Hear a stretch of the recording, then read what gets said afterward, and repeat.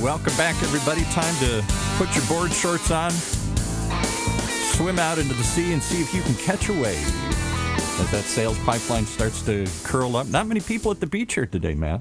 Well, you're down in Southern California, apparently in Florida, maybe Georgia soon. Like the beaches are back open. Kind of crazy. You know, maybe abundance of caution maybe still needs to apply a little bit. But how are you doing? Well, you know, it's interesting. That's the question of the day. Your guest was kind enough to ask me. I mean, she really sounded like she wanted to know, how are you doing? I think that's what everybody wants to know. How's everybody doing? I'm deep in the bunker. I'm not sticking my head out till I hear the all clear signal. So I'm just, I'm playing groundhog. I think that's a smart way of doing it. We got a special episode of Sales Pipeline Radio today, not only with our guests, but also this is a live from Heinz Homeschool Kitchen. Yes. So we're doing this today. So, you know, listen, like working from home is very real. My wife is also working. Kids are doing what they're doing. And it's 11:30 here, so I'm working on making lunch. So this is either going to be the most interesting episode of Sales Pipeline Radio ever or the biggest train wreck of Sales Pipeline Radio ever. It might be a little bit of both. We're going to find out. So are we going to hear a school bell go off in the background as they go from class to class, from room to room? No, thankfully it's recess right now. It's Heinz Homeschool recess while the headmaster works on a little egg salad BLT. By the way, if you've never had a BLT with a little layer of egg salad in it, no. Perfection. I thought you were just strictly a PB&J man, peanut butter and jelly. That is good as well. At our house, usually it's either peanut butter and honey or peanut butter and with chocolate, which is a little bit of Nutella put on that as well. Kind of wild. But anyway, see, now I'm getting hungry. Now I'm glad I'm making lunch. But anyway, let's get started. Thanks, everyone, for joining us on a very special, potentially train wreck episode of Sales Pipeline Radio. We are live at 11:30 Pacific, 2:30 Eastern every Thursday. We are having more and more people listening to us live on the Funnel Media Radio Network as they work from home, breaking up the monotony of their day a little bit, getting a little sales and marketing advice as well. So thank you very much for joining us. If you're joining us through the podcast, thank you for subscribing. Thank you for listening. Another record year. I mean, it's been interesting, Paul, to watch podcast numbers continue to grow. Unbelievable. You know, I thought that they would actually go down in this time as we have fewer people commuting. But I think as people get outside and get a little exercise, more people out walking and listening to their favorite podcast. So thank you very much for joining us. They're hungry for content. I'm hungry for some of that Nutella there. So if you could just pass, I can hear you. I can hear the knife in the jar there. So if you could just, pass a little over to me here. Well, I was wondering if you could hear, like I was literally turning bacon in the frying pan a second ago. So I hear that as well. Multimedia Sales Pipeline Radio. And if you like what you hear today, it's a little different, but we've got over 200 episodes with some great speakers, some great authors, some great experts in B2B sales and marketing on salespipelineradio.com. Very excited today to have my friend and guest and author of the new book, Fast Track Your Business, A Customer-Centric Approach to Accelerate Market Growth, Laura Patterson. Laura, thank you very much for joining us today. It is my pleasure. It is always a treat to have a chance to speak with you, Matt. Well, thank you. I know we've been planning on this for a while. I know we had to reschedule a couple times. I'm really excited we finally made this happen. And I appreciate you asking about Paul as well. But how are you doing? How is Austin doing?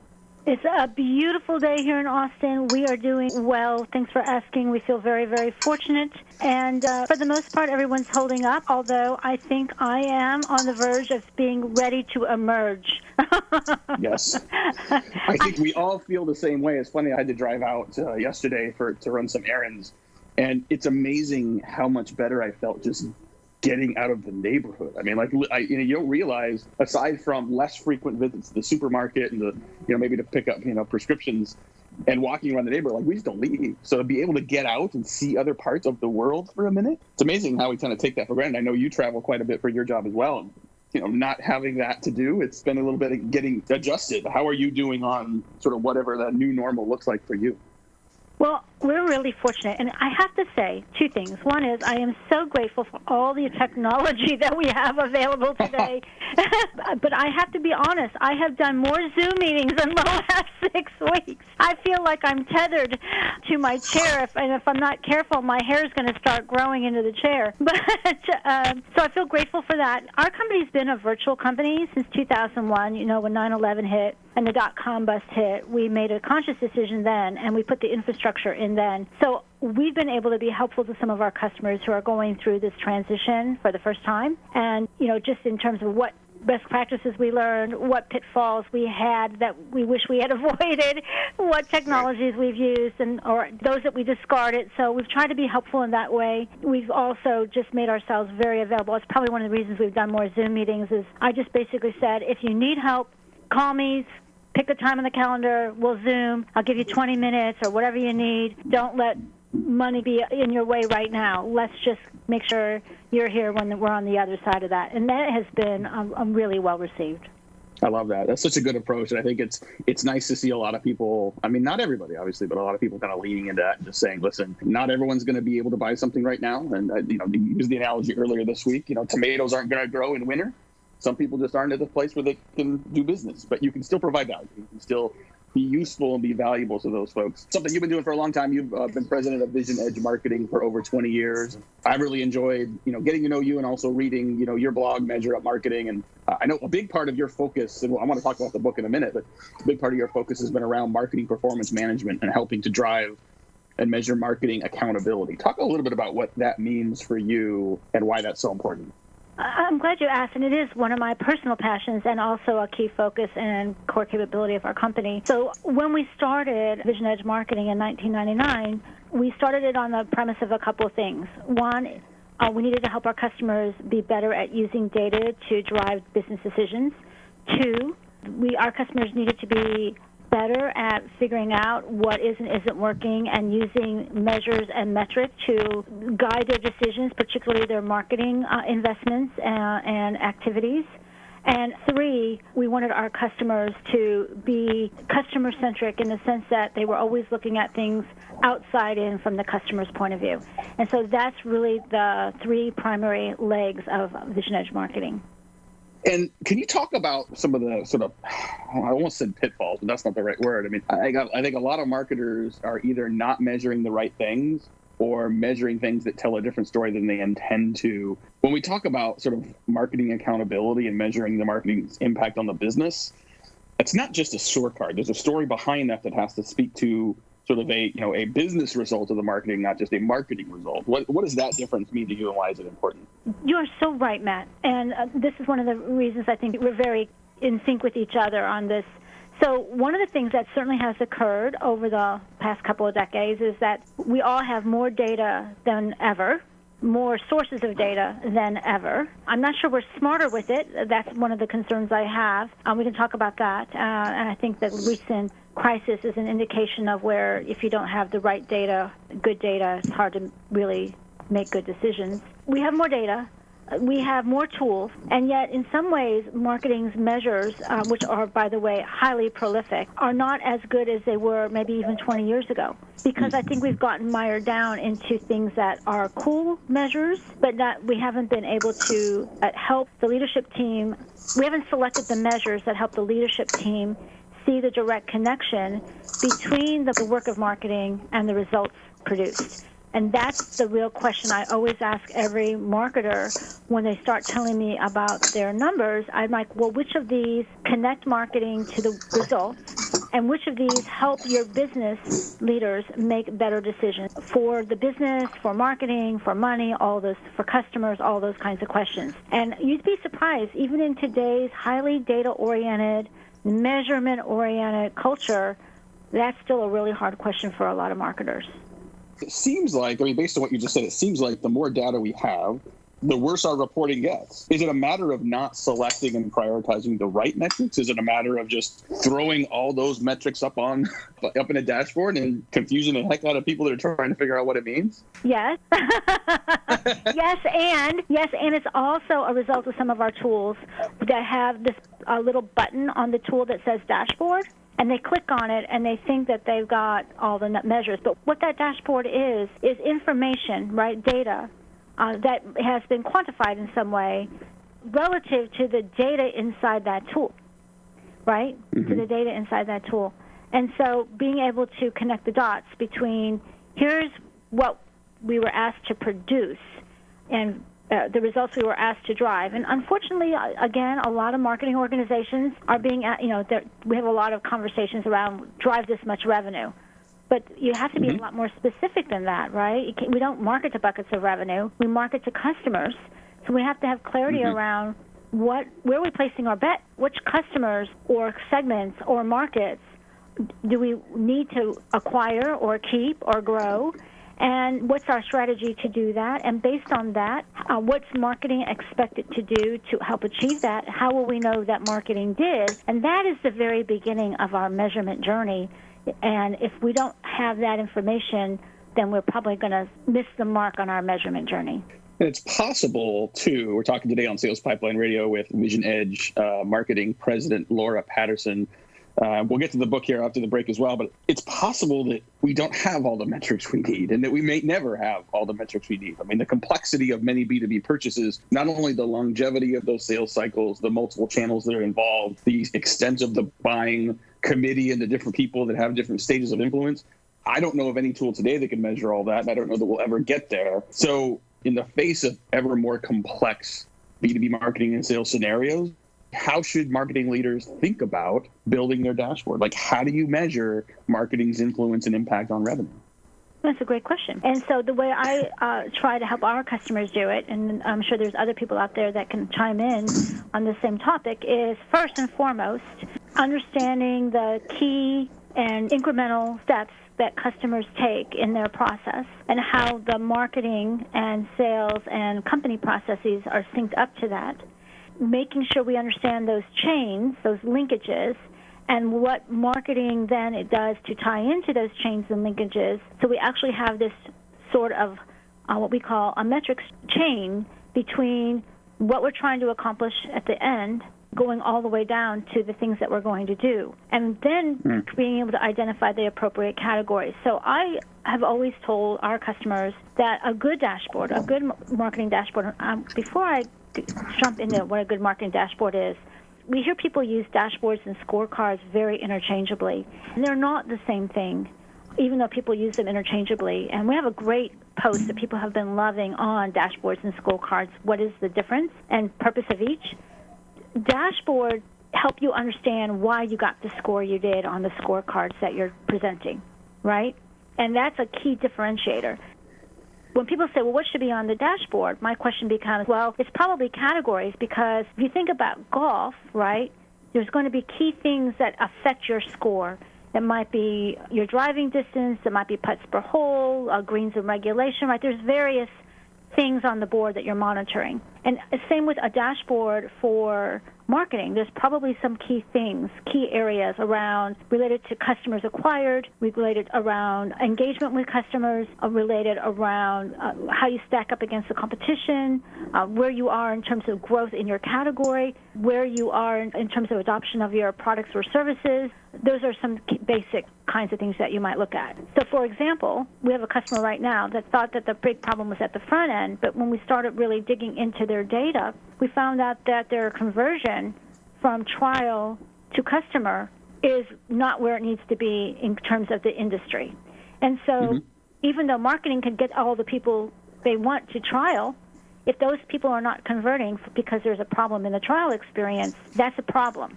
And so that has to be fixed in order to get the numbers that you want. And so being able to look at that and see, oh, wow, trial to paying wasn't going in the right direction, that means you need to look and dig deeper into what is the problem, root cause of that problem, right? Absolutely. Absolutely. We're going to take a quick break. We're going to pay some bills. We'll be right back with more with Laura Patterson. I want to get into talking about her new book, her fourth book, Fast Track Your Business, talk a little bit about her circle attraction framework. But we'll be right back. Sales Pipeline Radio. How do you continue to drive predictable revenue in an increasingly unpredictable time? Creating a revenue growth engine is no small task, nor is it one that can be done overnight. And these days, it can feel harder than ever to hit your stride. So how can you overcome the obstacles? Read the new research report on the state of predictable revenue growth from 6 Sense and Heinz Marketing. Get it now at hub.6sense.com/PRG. That's hub.6 sense.com/PRG. Back with Matt Heinz and his guests. And can I ask one quick question before you guys jump off onto the rest of your topic here? Please. What do you think is the proper role right now? Is it getting You talked about connecting with your customers, checking in with your customer. How are you doing? All that kind of stuff. Or is it already preparing to accelerate growth the minute they all emerge from their homes here? I mean, are we trying to hit the ground running, or are we trying to just stay connected and build a relationship during this downtime? So I've got an answer to that, but I'd like to hear Laura's answers first. Yeah, I don't think those are mutually exclusive. In fact, I think if you haven't got good relationships with your customers, and it's going to be really hard to hit the ground running, number one. So we should always be staying connected with our customers. We did a series of emails last month and this month that were called Didn't See That Coming. And it was really with all the people we have great connections with. We didn't see that coming. We know that things are tough. Here's some things that we've been sharing in these 20-minute free consultations that you might want to be doing. And then we've just started a new series, again, just not through an email campaign. These are one-on-one emails to key customers, and we're calling that preparing for the light at the end of the tunnel. So you got to shift into gear. What does that look like? I don't think they're mutually exclusive. Matt, what do you think? I would agree with you. And I think you have to understand where your customer is. I think it's always be asking them how they're doing. I also think, most of your business have probably gotten past the initial shock of all that's going on. I mean, there was a period 4 weeks ago when we were looking, you'd refresh the news every 10 minutes and there was like a whole other bomb went off somewhere. Like, this is canceling, that's canceling, this is shutting down. And there was a period where it was just shell shock. Like, no one was thinking about anything. And I think it's easy to still sort of be in that moment. It's easy to still say, like, I just want to hunker down. I don't want to put on my pants. I just want to stay home and pretend this goes away. It's not going to. And I think if we just sort of hunker down and hope that it goes away, we're not going to do our part to get out of this. So I think that there are a lot of companies, and for us, we have a lot of clients that are like, okay, we don't know how this is going to end. We don't know where this is going, but we need to plan right now for the rebound. We need to start planning right now what we're going to do to drive our business forward. It may be a different way of doing marketing. It may be a different way of selling. It may be a whole new go-to-market program with a different product or different service. I think the companies that are being proactive about understanding what their market is going to look like short and long term and making adjustments and having a plan to get going, those are the companies that I think I see a lot more energy. I see a lot more optimism. And yes, there are companies that are more negatively affected than others that I think may need to be still in hunker down mode, or their markets aren't able to come back as quickly. So you have to look at that on a case-by-case basis. But I agree with you. I think we have an opportunity to be empathetic, but I think we also have an opportunity to help people think through the hard problems to get through this. Yep. So I know we only got a few more minutes here with you, Laura, and I want to make sure we get a chance to talk about the book. Your fourth book is Fast Track Your Business, a customer-centric approach to accelerate market growth. And just a really fun read, super valuable, super practical. Talk a little bit about why this topic and why this was so important to get published. Oh, okay. Thanks, Matt, for that. So speaking of the time that we're in right now, and you said that so well a minute ago, when you need to make shifts, right, adjust, pivots, whatever the right word might be inside a company's culture, you want to do that within a context, the context of where your customers are, where the market is, and where you are, right? And so Fast Track is actually perfect right now in terms of timing. So Fast Track is shares what we call a framework called the Circle of Traction, and that is a framework we've been using with our customers since we started. We crafted it in 1999. And it essentially starts off with it's a wheel that sits on a hub. In order for a wheel to turn, it needs a hub, an axle, or a shaft, some way to turn. And it starts with you need to really be customer-centric, and what does that mean? And you need to have the right kinds of insights and data. And that is the starting point for being able to grow organically.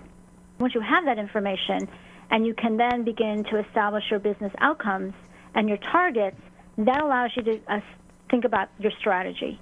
And the strategy leads to innovation. It leads to your marketing plan, your operational plan, all your plans, the execution of those, how you're going to measure those, the performance management of those, and then that gives you more insights, makes you ask more questions, and so forth and so on, and the wheel turns. So essentially, it takes you from the upstream aspects of your business all the way through the downstream. And in order for the wheel to turn and get faster and faster, it has to have a good hub, which is, or axle, as I said, and that is like the structure, the processes, the culture, the data, the tools that you have in place to help the wheel turn. And so that's essentially the essence of the book. Taking every reader through the wheel so that they can use it to help their company. It's really a how-to guide, very pragmatic, lots of tips, good examples.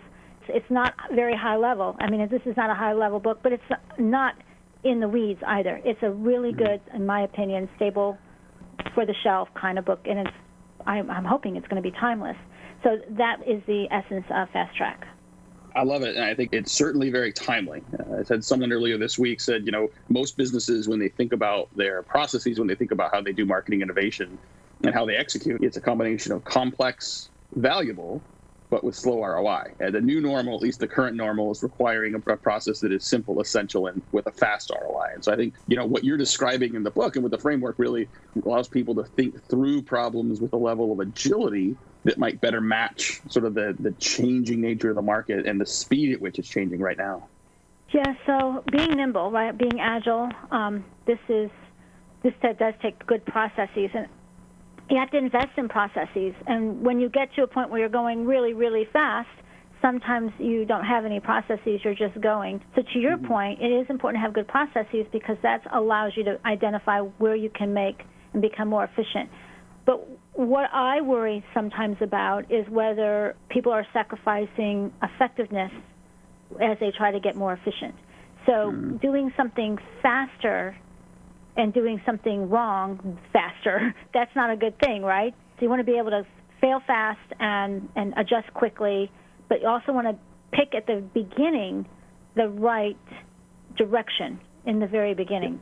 Otherwise, if you head fast in the wrong direction, course correcting can be really challenging.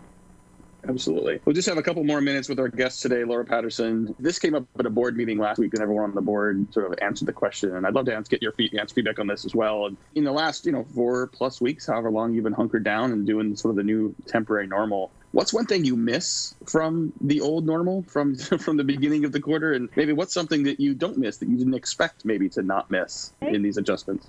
What a great question. And I actually just had the same conversation with some folks. So first of all, as I said, we work very remotely anyway. So it's not the remote part that's a challenge. But there are things I miss. For example, I really miss my yoga class. Even though I can do yoga alone, and even though they've done some virtual classes, it is not the same. So from a non-work perspective, I miss that. But from a work perspective, I do believe that even though we are doing a lot well with tools, there is something to be said for that shoulder-to-shoulder work. So I've noticed I struggled a couple of times because I needed to write something like I would on a whiteboard or on a flip chart and have the other person with me, and those tools are out there, but they're not the same as standing in front of that whiteboard together. And I do miss being able to do that if necessary. I also find, personally, that while one-on-one with technology is okay, and you each can look at each other and have a cup of coffee in your hand and have a coffee meeting, for example, much harder to do at a group level effectively, to have like a group working session or anything like that. I am finding that personally challenging. Yeah, I would agree with that. Paul, what would your answer to that question be? What's something that you miss and something you don't miss? Something I don't miss the traffic in Southern California. You, Paul, I agree with that. It's amazing. I mean, the traffic in Southern California is actually, I'm here in Orange County, is actually flowing now. That's, I know that's not going to last forever. It's true. What do I... Did you know, Paul, before you answer the next question, did you know that one of the things that's happened in Austin is there's been a huge increase in speeding tickets? Wow, really? Why? Oh. Because there's more... Because people can go. Yeah, that's right. I wonder if it's because the police have nothing to do. I noticed that the police were pulling over a lot more people. And how are they pulling people over? There's fewer of them out there, but maybe they are just going faster because they can. Yeah, I think, when you can go and you're not used to going, you don't realize you're going. Yeah, right. I miss the connection. I'm an old school guy. As much as I live in an online world and do podcasts and stuff, I miss going out to bars, to restaurants, to church, to all those places here. So I do miss that. And I think a lot of us are hungry to go out and back and connect with people again. But I wonder if I'm just an old Luddite and people are going to learn to connect more online than they ever have. I think that certainly there's some of that. I think, we see some backlash on Zoom a little bit because even though we're seeing each other, it's just not the same. Right. I don't think there's anything that is going to replace the value and intimacy and just sensory elements of being in person with each other. But I think that the nature of how people work, the nature of how we think about 9 to 5, the nature of how we think about whether we have to be in the office to get work done, I mean, that will shift. Yeah. Right? And I think that I already have talked to companies that, are growing, that continue to grow, but now we're thinking very differently about how they use their office space. Do I need to have a desk or a cubicle or an office for everybody? Right. Can we do this more efficiently that supports people's work-life balance, that supports reducing traffic, during rush hour, that supports, reduced expenses. So now this is not fun, but there will be silver linings we continue to find. Well, anyway, I know we've got to run. We're out of time. Thank you so much to our guest, Laura Patterson, for joining us today. If you like this episode, want to learn more, and get a link to her great new book, you'll find that at salespipelines.radio.com, and all of our past episodes, future episodes, up at salespipelines.radio.com as well. For my great producer, Paul, this is Matt Hines from the kitchen. This is another episode of Sales Pipeline Radio. You've been riding along on the Sales Pipeline again today, right here in the Funnel Radio Network for at-work listeners like you.